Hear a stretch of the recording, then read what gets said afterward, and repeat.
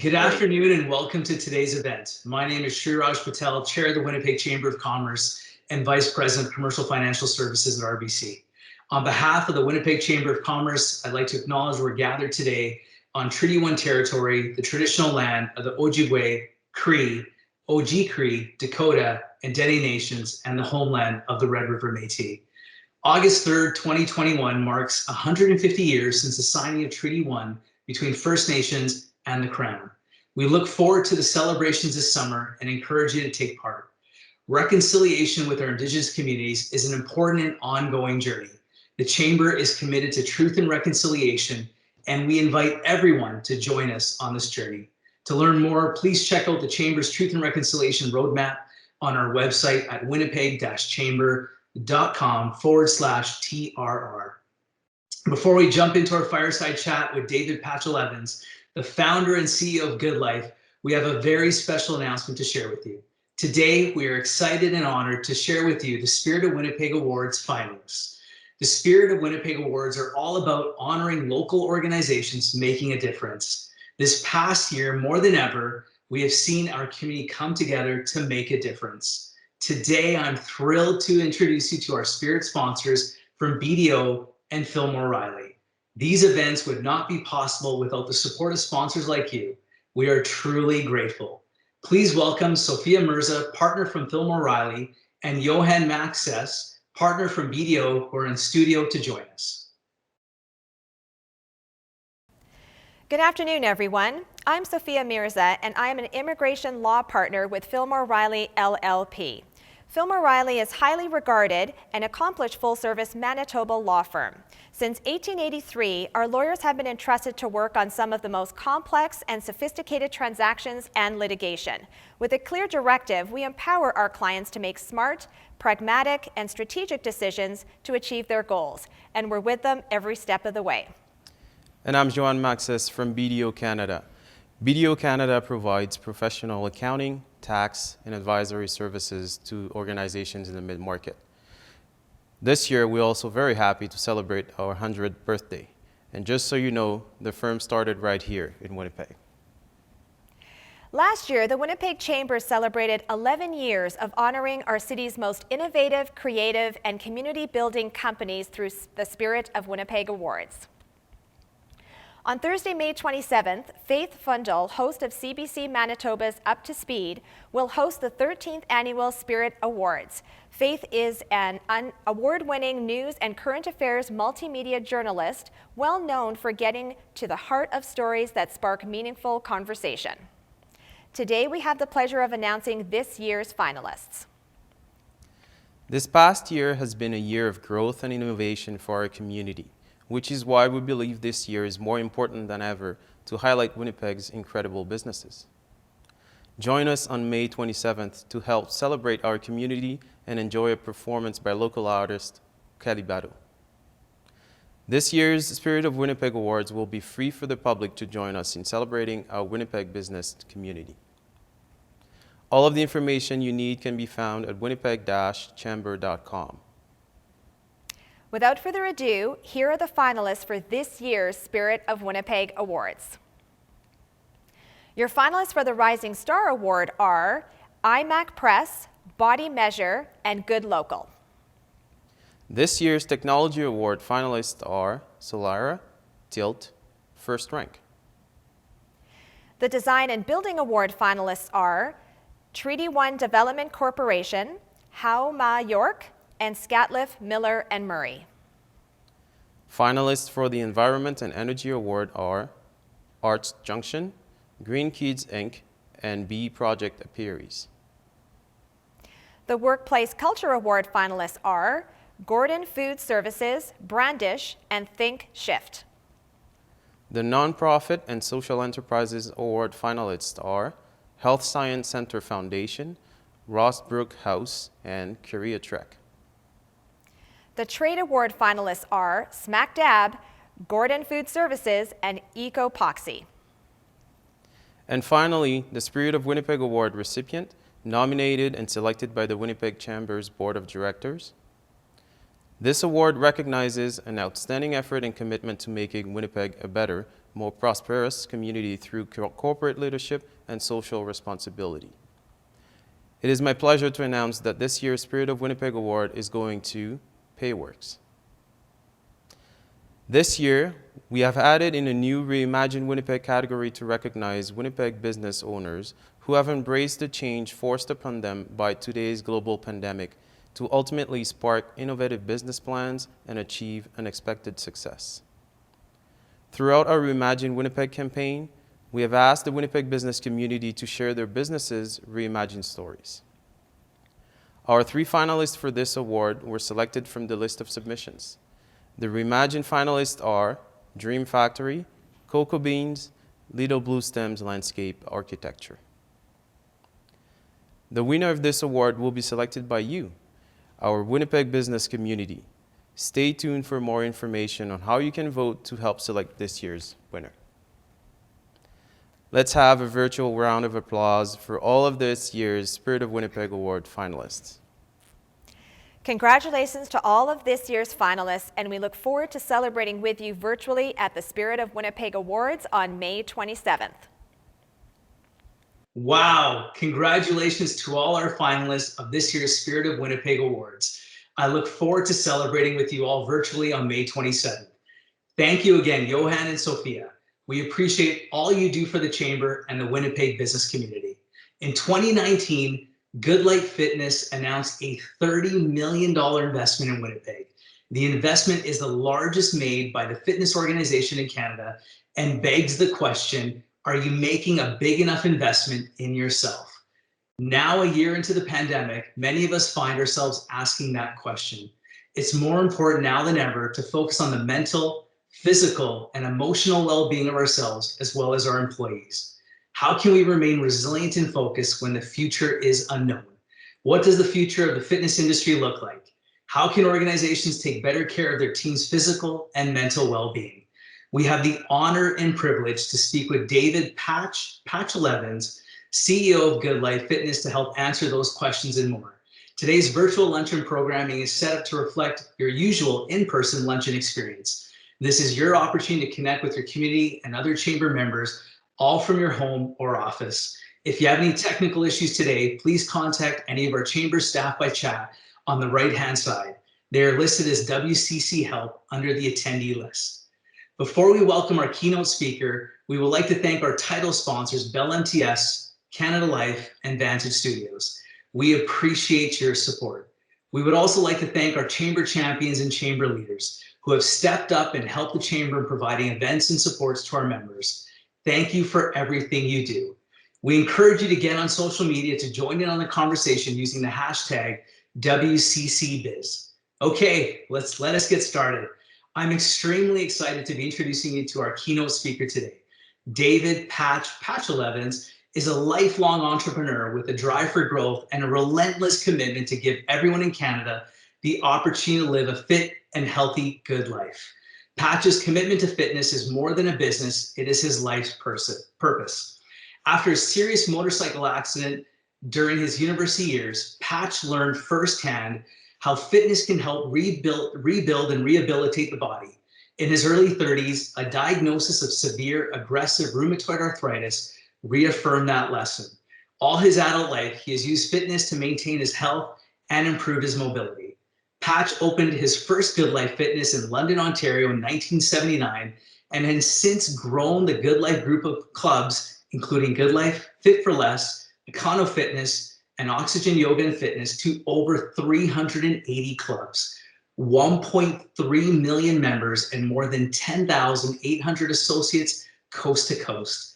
He has built GoodLife into the largest fitness club chain in Canada and the 4th largest in the world. Patch also owns City Fitness Club chain in New Zealand.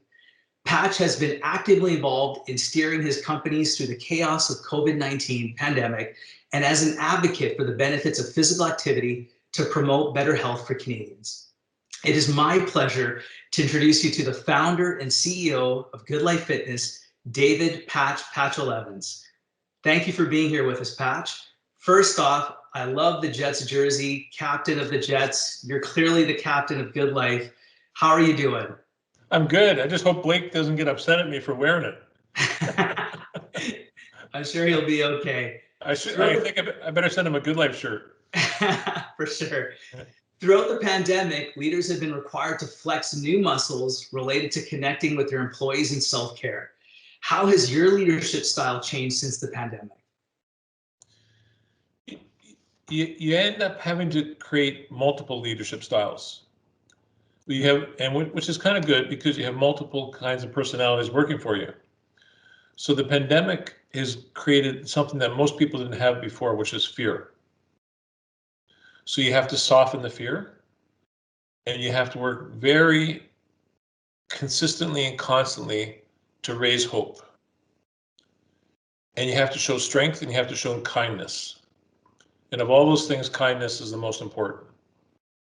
Because you never know what's going on. If someone is terrified about their grandfather getting sick, someone's worried about their baby getting sick, and that you have to get away from talking about COVID and talking about them. People care about themselves, and the amount of people affected by this is small compared to the fear that's been created. And so I think our job as leaders is to mitigate fear, inspire hope, be kind to people, create confidence. The world has been through many things worse than this. My mother's 101, right? She was born in Manitoba, and she's been through the Depression, polio, wars, and she thinks there's a blip. So that's our job as leaders, but not just leaders, as friends. It's to pick up other people when they get worn down, counting on them to pick you up when you get worn down. For sure. I love that. I love that it's through a leadership lens of care and compassion. That was beautiful. Thank you, Patch. Research shows that confidence in senior leadership has the greatest influence on employee engagement, and employee engagement has a significant impact on key business outcomes. How are you keeping your team connected and engaged? The number one way to do that is by setting an example. So I'm in the fitness business, so obviously I keep fit, right? So I'll find a way to work out no matter what. And if some of my people are living in a 10-story apartment building, I say, run the stairs, right? Walk the stairs, run the stairs, whatever it is. Make sure you're not eating, candy all day. So watch your diet, watch your fitness, and then watch your sleep, right? And if you can't go to work, create a passion that fulfills you at home that supplements work. So what I did at the start of the pandemic is I wrote something called the Leader's Guide to Resilience. 21 days about how to get up in the morning, stretch, meditate, journal, think about what you're going to do, and take that time away from your phone. So don't check this first. Check your heart first. Bring your heart, your soul, your mind into context, and that moves you out of fear. Like when we talked about fear before. So the Leadership Guide to Resilience, I call it the Leader's Guide to Resilience because most people want to know what leaders do. And so when they read that, they go, if I do these simple things, it's 21 days, 21 minutes. And that it changes the course of people's days. And that's what it's about, is creating a format to people's days that isn't motivated by fear, but is motivated by possibility. Where could we go? What could we do? So the rules might change, but I change ahead of the rules, right? I start in here, I start down here, and I work on it that way. Wow, that's amazing. I love that. Removing fear and creating an environment of possibility. That was really, really good. There's a lot of talk about resilience and the need to invest in yourself. What does this mean to you, and why is it important, especially when we look forward to an uncertain future? Well, I spoke to you about the 21-day guide to resilience. What we did at the company at GoodLife is we have 1,500 partners that have their employees in the company. So we've provided all kinds of support for those companies, through our corporate fitness department. And then we've created a digital presence. But we were already creating a digital presence, but we moved it ahead 10 years because we weren't open, so we could focus, right? And so people could do any kind of workout, any kind of group fitness program online as well, right? So we wanted to be the best combination of digital and live. Nothing's ever going to replace live, because if it was, we wouldn't exist. If people were motivated to just go do it, we wouldn't exist. But we wanted to give people as many options as we could, so they could, through their company, work on their own wellness, work on their own mental well-being, work on their health. We sponsored, Unsinkable, which is actually run by my wife. It's a charity, but it's about mental well-being. And one of her key employees is from Winnipeg, Ty Isa. And because everything's online, and it's about people sharing stories about how to become better and stronger. And we want people to know if it's going to be, it's up to them.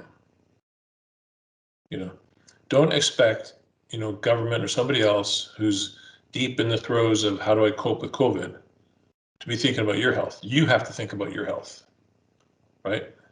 And so you got to read the right things. You got to think the right thoughts. You got to do the right exercise. So it's like, why am I standing right now? Because I can show more passion. I can be more alive standing up than sitting down. Now, right now, you're thinking about standing up, aren't you? Your camera isn't set right? But the idea is, I used to sit at my desk most of the time. Now I stand 60, 70% of the time, right? Because I'm not getting to do all those other things outside of the house. And so you got to practice self-care. And you can work with your employer. We can help you the employers do that. But you got to look after yourself, because if you don't, no one's going to look after you. The people that get the most attention, the people that take the highest level of responsibility themselves.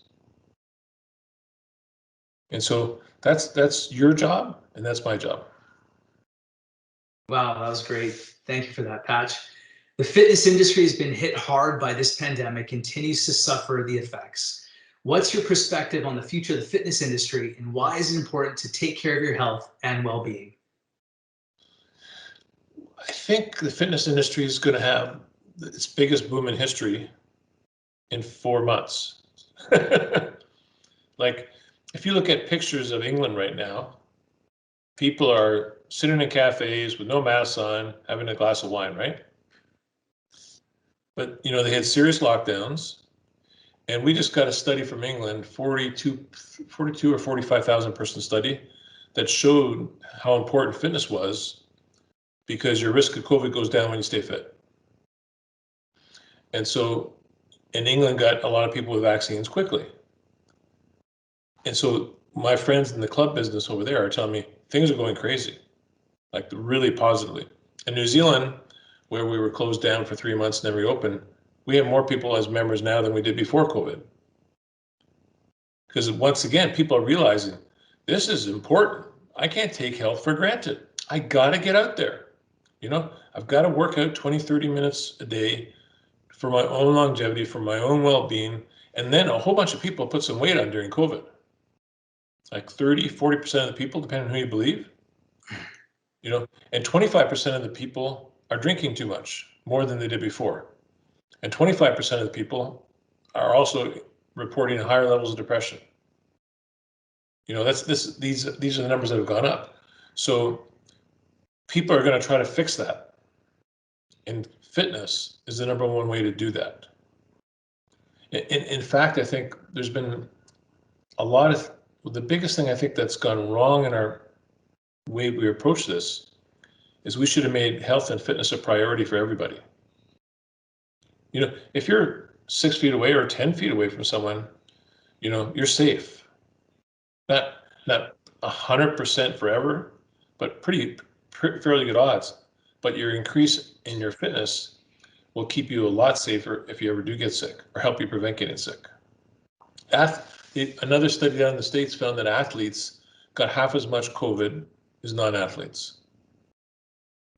So I believe if you think about that, if you want to prevent getting COVID, increase your chances of recovering from it or staying healthy. It's just like heart disease. If you don't want to get heart disease, stay in shape in the first place. Doesn't mean you'll never get it, because some people do it, but it really reduces your chances of getting it and increases your chances of recovering. So I think the fitness business, people are going to realize that I need it. But the second part is they're going to come back because of the community. Is I am so tired of being in my house by myself, right? You know, I just want to be in a class with somebody else. I want to see somebody else on a bench press. If I can ride a bike beside somebody else, this is exciting, right? I don't know who you are, but you're a person, right? And people are good, right? You know, we are pack animals. We were meant to be with other people. We're not loners. And so I think community and a need to be fulfilled are going to drive the fitness business like crazy. And because unlike, you know, people will go back out to restaurants, but they've been eating all along. And, you know, people will enjoy a beer, but they've been having beer all along. But they haven't been able to get fitness. And a lot of people, you know, don't live in a space that is conducive to working out at home. You know, you got 3 kids, that's not going to happen, right? They're going to let you use a computer so you can work out when they're sharing it for homework? I don't think so, right? You know, or you're on the 4th floor of you got a small apartment, you're single, you can't bounce around the floor because people upstairs and downstairs are going to get mad at you. So all those people need that community, they need that togetherness, and they need the results. So I think we've had the worst time, but then it's going to be the best time. Great, thanks for that, Patch. With provinces east and west of us moving to a 3rd wave lockdown stemming from the rise in variants of concern, what's the immediate outlook for the fitness industry? I think my belief is they should allow fitness clubs to be open so people can exercise and reduce the risk of COVID. But I also think if you're going to close things, close everything. You know, the half approach hasn't worked in Quebec and it hasn't worked in Ontario. You know, because there's a limit to people's patience. You know, lockdowns have been shown to work when they were total. You know, that's what I experienced in New Zealand, for example. And Johnson in England has talked about how it's not the vaccine that's making the country safe, it's the fact that they really closed down. Do I want to have a lockdown? No. Does anybody else? No. But do I want it to be over? Yes. Right, right. The fitness industry has seen many transformations since its inception. Has the current pandemic necessitated adaptation and evolution different than previous times? And if so, how is it different than the past instances of transformation?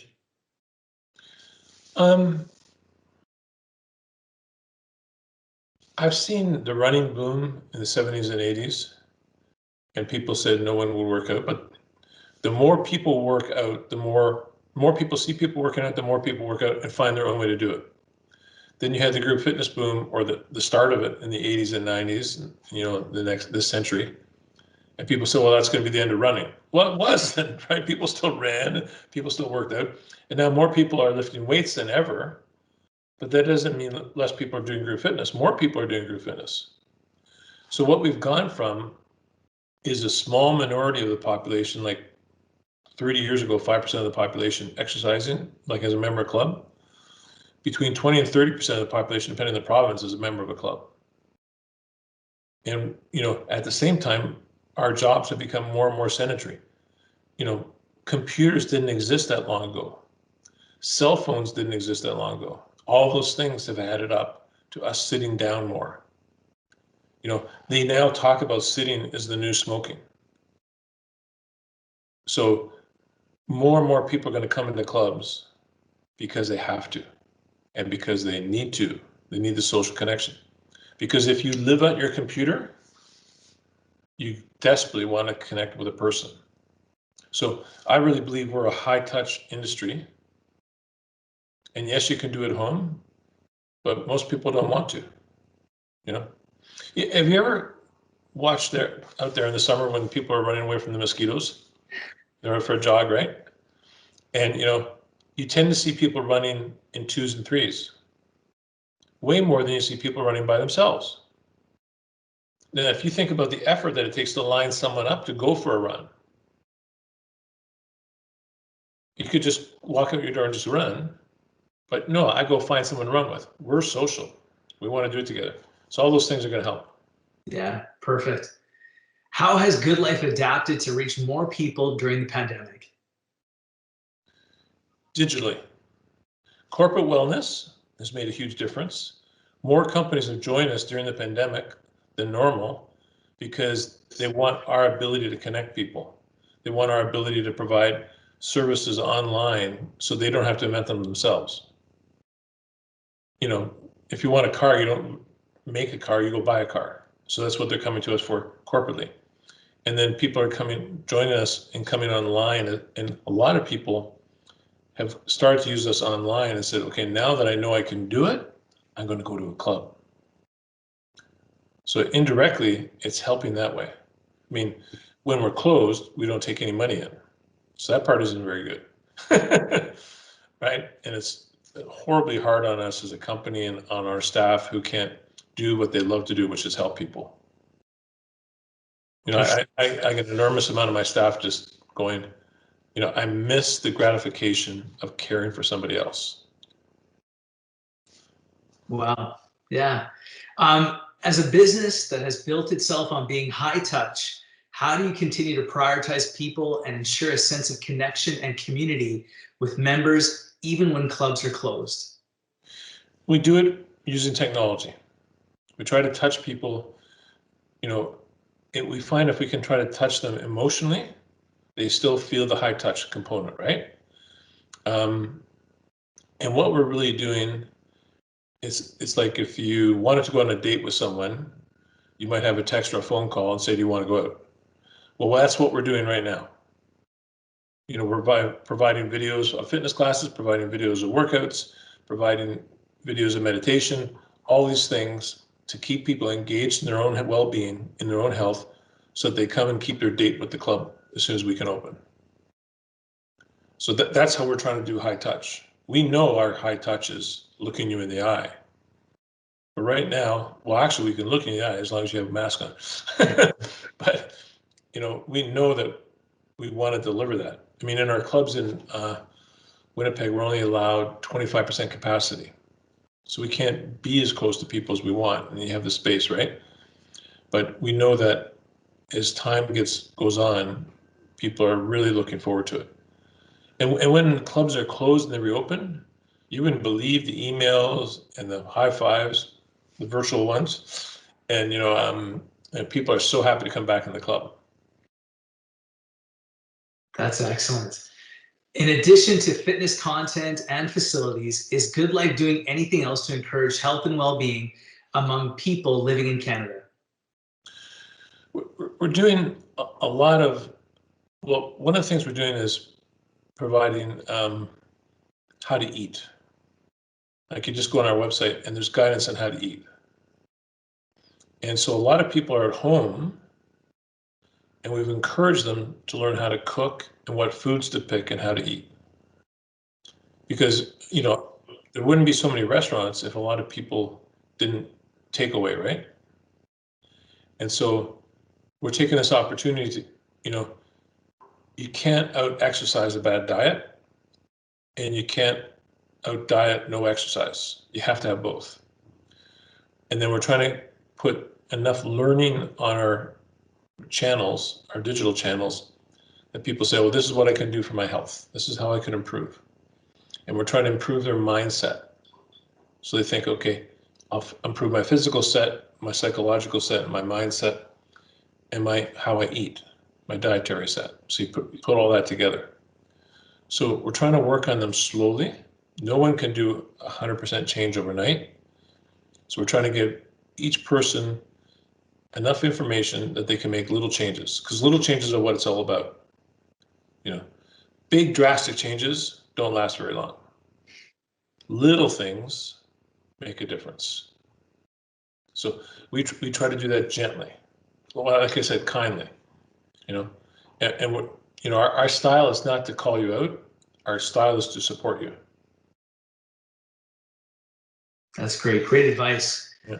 How can organizations take better care of their team members when it comes to physical and mental health? Call us. No, but seriously, we have like a huge team of people dedicated to helping companies figure out what to do. And we start by asking you what you think your company needs, and then we talk to your employees and see what they think they need. Because often HR's version of what they need is different than what they think they need. And it can vary tremendously by age, by demographics, psychographics, how much money they make, how much money they don't make, where they live, what options are available to them. So we try to figure all that out. You know, so whether you're a manufacturing plant or BDO, you know, which way can we help you? And that's our goal there, is to listen and educate. That's great. What would you suggest for companies looking to support employee health and wellness? Where should they start? You know, they should start by letting people know they care. So employees don't always know that you care about them. They make an assumption that the CEO, the owner, whatever the boss is called, has his own agenda or her agenda, not their agenda. A lot of people don't realize that the smart, successful leaders don't have their own agenda. Their agenda is your agenda. If I make you win as an employee, then I win as an employer. So that's how I run our companies, and that's how I believe everybody should be working. And so that's what we try to help facilitate. And how we help facilitate it is through health, well-being, fitness, education and diet. You know, these are big things in people's lives. You know, if you exercise on a regular basis, you'll live 9 years longer. But if you exercise on a regular basis, you'll live 20% better every day that you live, minimum. You'll make 20% more on average, right? These are numbers that people need to understand and work with. And if you're an employer and you want your company to be successful, you know, if you go to a corporate wellness day and you've got one group of employees that don't do anything, and you got a group of people that are engaged, eat the right stuff most of the time, not all the time, most of the time, and exercise, who's going to win? Well, we know that. We instinctively know fit people are happier and more productive. And isn't that what you want for your employees? Yeah. Yeah, no, great answer. Before the pandemic, GoodLife announced a major $30 million investment to build and renovate gyms here in Winnipeg. How did the pandemic affect your plans? It slowed them down, right? But you know, the other question is, why did we do it? Why did we decide to spend 30 million bucks there? And I was waiting for this opportunity because it really boiled down to Brian Bowman spending a lot of time with me. Right? Great guy. In fact, he's my favorite mayor in Canada. Right? We were opening a club there, and he got in touch with us and says, I can't make it to the opening. Can I meet you the day ahead and see your club? And I thought, my God, 42 years I've been doing this. I've had lots of mayors show up and cut the ribbon, but no one spend 2 or 3 hours with me and say, how will this make a difference for my city? Like 2 or 3 hours, just like asking questions, because he was caring about his citizens, you know. So I thought, if the leadership in that city, if I just saw an example of leadership in the city, because he's obviously not doing this all by himself, that's where it's a safe place to make an investment. You know, so yeah, we'll build more clubs. I mean, we just opened a new club on Main Street. We moved one that we'd had for a long time, you know, over, and it's going quite well, and it's beautiful. And he's been there already, right? I can't go there, but he's been there, right? But you know, so it really was a question of liking the city. I mean, one of my buddies used to play for the Blue Bombers. He's actually my orthopedic surgeon. He's fixed me up a few times. And Duncan McKinley. And then I used to row with a guy from Winnipeg, Max Steinkoff. And so, when I want to know something about Winnipeg, I call these guys up, and then I used to row against a lot of guys from Winnipeg, and they were fast, right? So, like I said, my mother was born in Manitoba, so there's some connections, but really it was thinking that this is an environment that cares about people. And one of the huge advantages of Hopin Fitness in Winnipeg is that the majority of the year, there isn't a lot of alternatives other than skating on the river, right? So, play hockey. So, it makes it advantageous. People need you more than they need you in, let's say, Vancouver, or Halifax, right? Yeah, well, thank you so much for sharing your perspective and passion for Winnipeg. If you could give one piece of advice to the members of the Winnipeg Chamber of Commerce, what would it be? So there's another example of leadership. Because usually people are telling you about their city instead of inviting cooperation, right? So great leadership on your part and your chamber. It's my one piece of advice is to do more what Brian did with me. Capital looks for a place to go. And it wants to get a return, obviously, but what it really wants to do is get appreciated. And so if I'm going to open up a business, I want to open up a business where people care that I came there, and that builds supporting, caring infrastructure, and have a mentality that I have your back. And all those things are true in Winnipeg. Like, if your car breaks down in Winnipeg, someone will stop. They will. Yeah, you're right. Right. And so, speaking from experience, right? So, so that's the neat thing. So if people know that you have that attitude, they won't lump you in as the same as everybody else. If people know that this is a large city with a big heart that acts like it's a village because it cares about people, that's why I invested there.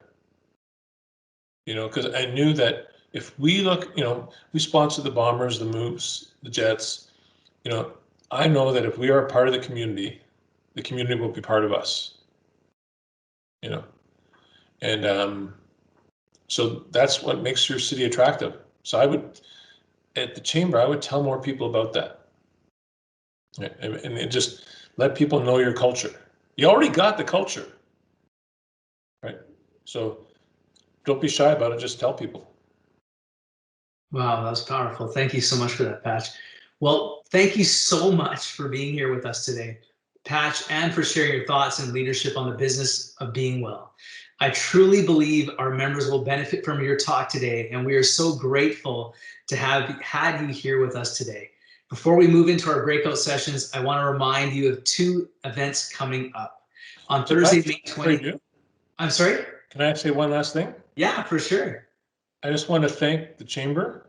I want to thank you, and I want to thank all our members in the city for being very supportive. Well, thank you for that, Patch. That's deeply appreciated. On Thursday, May 20th, we'll be hosting Canada Goose for our May luncheon on sustaining and fostering authentic connection between dispersed employees and their work teams and organization. Register for the virtual event today at winnipeg-chamber.com.